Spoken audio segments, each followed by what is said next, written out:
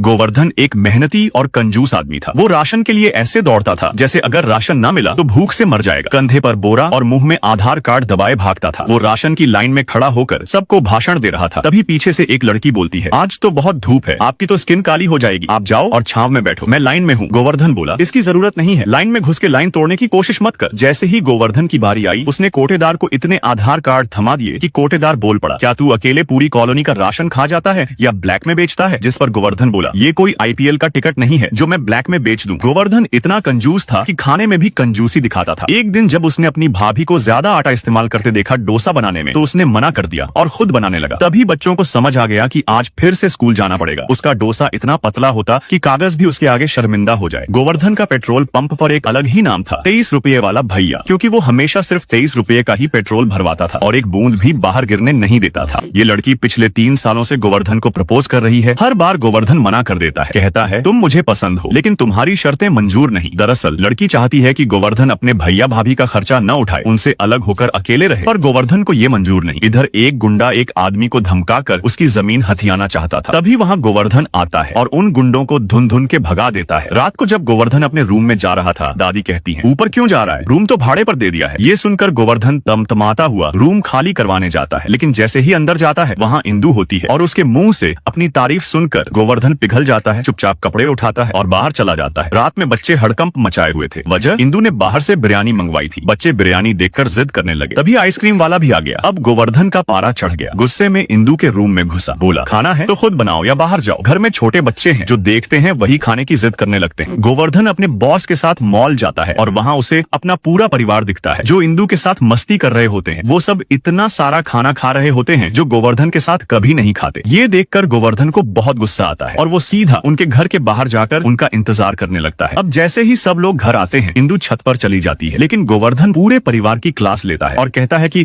उस लड़की के साथ घूमना नहीं चाहिए। साथ ही वो इंदु के बारे में उल्टा सीधा भी बोल देता है, पर इंदु तो बाहर खड़ी होकर ये सब सुन रही होती है। सब सुनने के बाद उसे बहुत बुरा लगता है। वो गुस्से में छत पर चली जाती है। अब अगली सुबह गोवर्धन उसे मनाने की कोशिश करता है, उसके लिए कॉफी बनाता है और कहीं ना कहीं मदद भी करता है, लेकिन इंदु कुछ भी सुनना नहीं चाहती थी। थोड़ी देर बाद इंदु मान जाती है और फिर गोवर्धन उसे कॉलेज छोड़ने जाता है, जहाँ पेट्रोल इंदु ने डलवाया था। इसके बाद वो उसे वापस घर भी छोड़ता है। इसी तरह उनका आना जाना चलता रहता है और फिर धीरे धीरे उनके बीच नजदीकियां बढ़ने लगती हैं। अगले पार्ट के लिए वीडियो को लाइक करके कमेंट करें।